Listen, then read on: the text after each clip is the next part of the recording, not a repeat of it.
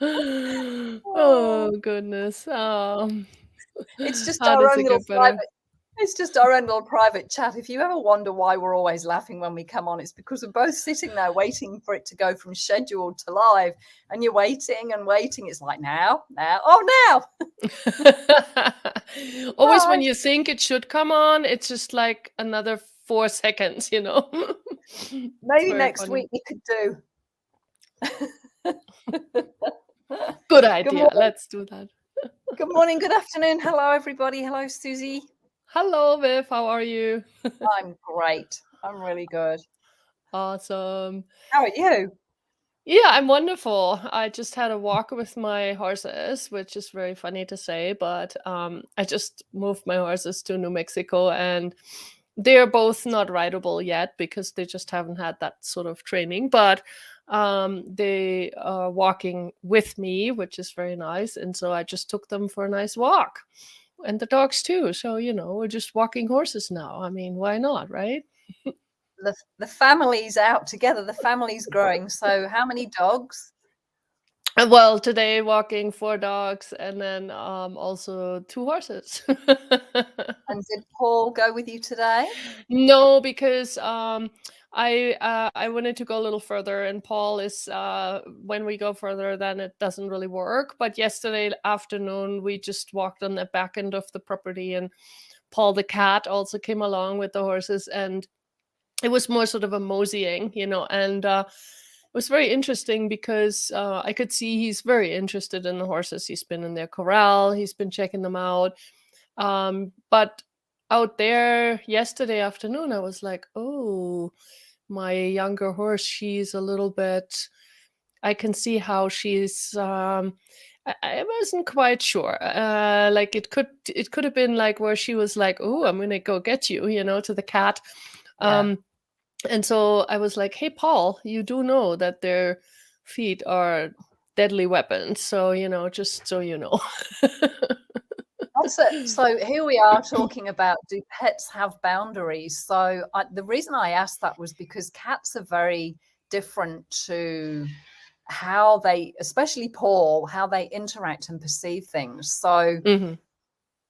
so so in regards to boundaries, how are the horses with him? How are they? Because I suppose is a cat different to them? Have they had cats around them before? I don't think so. I mean, I know that down in Texas where they were, there's some feral cats, and when there isn't any people around, those cats do move. So I'm sure they have seen them and basically run through the field, just like they've seen rabbits. So I don't think that they would spook if they saw a cat, and they didn't spook actually. So when they first met him, they were like, "What is that?" And but it wasn't really like, oh my god, what is that? It was more like, oh, what is that? So I was actually pleased with that, so they weren't afraid of him. But at the same time, the behavior I saw yesterday had me just a little bit concerned because before that it wasn't even in my world that they would do anything to each other. And then when I saw the behavior of the younger mare, I thought, oh, something to be aware of here. Mm. I could see her striking at him or even trying to chase him or trying to kick him. And so I was like, oh shit. I hadn't actually really thought about that.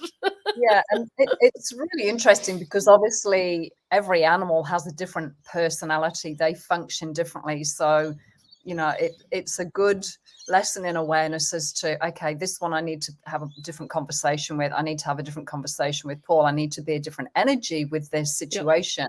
He became used to the dogs. I mean, not many dogs and cats, the stories they don't get on, but he's had this incredible presence from day one, that he has this energy field around him where it's like, and I haven't met him, but the energy I get from him, he's a very cool, centered, he kind of knows who he is. He's not a scaredy cat, he's not an aggressive cat, he's just Paul. He's Yep. cool in his skin, he's cool with who he is. And so introducing much larger animals. And of course, horses are prey animals, which means they're very reactive to their survival. So if they see anything that their brain interprets that's a danger or could potentially kill them, like a lion jumping on their back or an animal attacking their throat, then they're going to have a very different reaction to a different animal if they're not used to the energy of that animal. So I'm going to ask you in a few more weeks' time how this is going, because I think this will be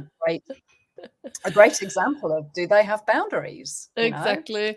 Well, and the thing is too, like, I do get that the way that we talk about boundaries, I do get is actually quite different from how animals have them. Because when we talk about boundaries, and this is a word that came up in the spiritual realm quite a lot, when we talk about having boundaries, it's always about, oh, you have to make sure that people know where your line is, where your wall is, where you are basically defending your territory energetically. So this is not about building a physical wall, but boundaries is always about, are you respecting my boundaries? Are you thoughtful of somebody else's boundaries? Like, this is the kind of conversation that was always present also when I was younger. And in a way, I'm making fun of it a little bit now, because in Access we talk about this so differently, and in a way it's actually, Gary Douglas, the founder of Access Consciousness, when he first said this, I was like, what? Because he said, like, hey, if you actually really want to be aware, you have to be vulnerable, Mm. and part of vulnerability is to not have boundaries. And I was like, yeah, but how do I protect myself? And it's actually the opposite, and a lot of times things are really the opposite of how we see them. But with animals, to finish sort of my thought here, I really never perceived that as a boundary, like the boundary of, oh, I have to protect myself, so hence now I'm going to have a boundary towards you. Like, I Mm. have never perceived that. Have you? It's interesting what you're bringing up for me, because I just spent a whole day yesterday with horses, and we had one horse who was actually mine at one time, she's 15, she's very steady, she's very aware of people. She's also willing to shoo you out of her space if she doesn't want you there as well. So, but there was another horse who's 5 years old, who's completely ADD. He's into everything. It's like he has no boundaries, if you like. But what I was aware of yesterday, the lady who I was with is really good with reading these animals and being an energy that it sets a behavior. This is what I require of you. This is what's going to make our relationship work. This is what's going to create our relationship to flourish and be more, rather than get so involved in, that's my boundary and I've got to defend this boundary, and get all caught up and involved in some drama that just fuels more of that drama. It's like, because we get our own personal view of, you're not respecting me, or you're standing on top of me, or you're this, you're that, and we put so much energy into defending that point of view. And like you said, Susie, we cut off our awareness as to what's actually going to work in this particular moment with this particular animal, because it's not a one size fits all either. Oh So God, no. yeah, and I think, how often do we do this with people, where we either tend to have people walk all over the top of us and take advantage, or whatever terminology we apply to that situation, rather than, okay, how can we be in this conversation in this very moment with this person that is honoring of me, that is inclusive of me, and that works for me, not from fight, not from defending a point of view, but being so present with your energy and knowing what it is that you desire to create and what works for you. Yeah. So it's so different to, like you say, the realm of, we have to set boundaries, which I think this is such a misidentified topic. So yeah, there's a lot to it. Yeah. Well, because in That answers the question. no, and but you said it, and the thing is, when I think of boundary, I do always think about a wall. I don't know why, but that seems to be like, when I hear boundary, I either see a fence or a wall, like boom, Yeah. not see it, but like that's sort of the energy. And like what you were just mentioning too with that ADD horrors, in a way of, if you are trying to tell this animal that you're setting boundaries, that animal won't even understand what you're Mm. talking about. But if you show that animal that, you are requiring space around you, that the animal gets, and you can easily basically um, create that with just even that hand movement where the horse goes, oh, and then once it gives you enough space and you relax, then it knows, oh, that person has like a hissy fit if I step too close. But it's not about, oh, now I'm respecting this person's boundaries. No, Yeah. it's respecting your space, like you just asked for space. And then other times you might invite that horse into that space, and so, but if you had boundaries, then you would never really invite the animal through the boundary. So it just, I know it sounds like um semantic in a way, but it's really, to me, it's all about the energy. And if you are saying I have to put a Mm. boundary up, to me, then that is more permanent than if I'm just saying to a horse, hey, space. And then, like, at other times, I might want my horse really close to me because of whatever. Yeah. Um, so, yeah. And so, what if that was really in the moment and you could really demand anything in the moment in a way that is very clear then to the animal, where they're going, oh, yeah, space. Um, the thing with Paul and the horses, it's not that every animal is always smart about everything that's going on in a way. Like, I don't know if Paul really is aware that if a horse kicks him, he could be dead. Like, I don't know that he is really gets that. And so that was more the conversation I wanted to have with him. Like, hey, Mm. this could be a deadly animal. It looks like it's not because it's not a predator and he can perceive that, but it could still kill you. Yeah. Yeah, and I'm really grateful you've kind of opened the space up for the space conversation, because so with a horse, if any of you watching have worked with horses, and if you haven't, I really encourage you to ask the question of what it would create for you, because having a horse in a round yard or in an enclosed space large enough for the animal to move around, to walk and trot and canter, to have no ropes or no physical attachment to that horse, and practice using your energy in regards to creating that space with like this energetic, it's like a sonar wave almost. It's like this energetic broadbanding of, okay, right now I'd like you to stay out there. And like you said, Susie, when you want them to slow down or stop or come into you, you're very present with the energy that you're communicating, and you change that energy flow. You change the energy and the tempo of what you're broadbanding and directing that horse with. And this is a muscle, but it's with horses particularly, you give them the tiniest hair of a gap and they'll go through it. They will show you energetically where you're not present with them, because that's what they do. They never turn their awareness off. They're aware of their herd, they're aware of their stable, they're aware of their paddock, they're aware of everybody in that environment. But none of it is from using this force of, I'm putting walls and fences all around me to keep you away. It is just this dynamic, non-stop communication. It's not, they're not thinking about it, but they're being that presence. And just to add to that, the 5-year-old that we worked yesterday, the lady told me that she said it was amazing because she bred this horse, and she said it was amazing. The mother didn't teach this foal any boundaries. This mare was just letting this kid climb all over her and push her around. And usually what happens in the animal world is it's the mother's job to teach, or the herd's job to teach these animals how to behave and how to function within a pack or in a herd situation. So it doesn't matter if it's a horse and a cat. It doesn't matter if it's, crossbreeds. But once they have that sense of themselves as to what works, then they can educate the people around them. And I think as people, some people are very strong with their boundaries and they've got walls up and barriers, and you can't reach them. You feel like you can never get close to them or have that sense of intimacy that you'd like to have. And then you've got other people that just have no boundaries or no awareness, and they get walked all over. So it's like, for those of you watching, what works for you?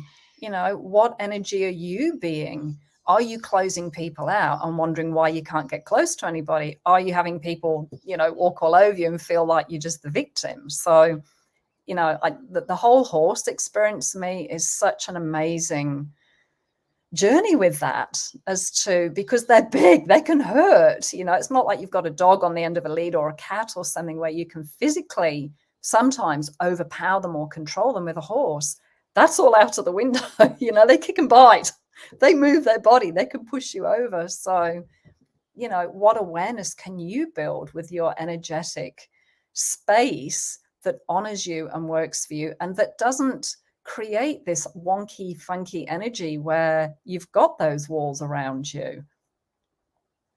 Totally. I think that that's a really, yeah, again, one of our conversations, really kind of enlightening way to look at things and see them in a different way, and really recognize that, like you said, I mean, the gift that horses are in this is incredible. And like we've said, if you ever have a chance to maybe go to a conscious horse, conscious rider class, where they actually let you do some trust exercises with the horses and things like Mhm. that, where you can really play a little bit with this energy. Yeah, highly, highly recommend it, because horses so quickly will show you, because we're also predators, right? And so we're working with an animal that's a prey animal, and we're a predator. We're asking that animal to trust us, which Mm. is not inherently built in. We have to kind of earn their trust. But at the same time, you cannot earn trust without having mutual respect. And mutual respect also means that you don't let the horse just walk all over you either and Yeah. push you around. And it's not about force and power over. And I think, more and more people out there are really looking at leadership in a different way, and um, also handling horses in a different way. It used to be, a long time ago, it used to be all about, let's force the animal, Mm. and yes, you can even people can force horses to do things, and sometimes in brutal ways. Um, but is that really what you desire? Do you want a horse that's afraid of you and will do things because it's afraid of you? Or do you want a horse that is actually mutually creating with you and has respect, but also knows that you have its back? Mm. And I think that's the important part, is with this back and forth that you can have. And I think when you don't have boundaries, really truly, you can have that also with people. How can you create this kind of a togetherness with a person too, where you know that the person has your back, you are respecting them, they are respecting you. And it's like, what how could this even translate into your workspace, into so many other areas of your life?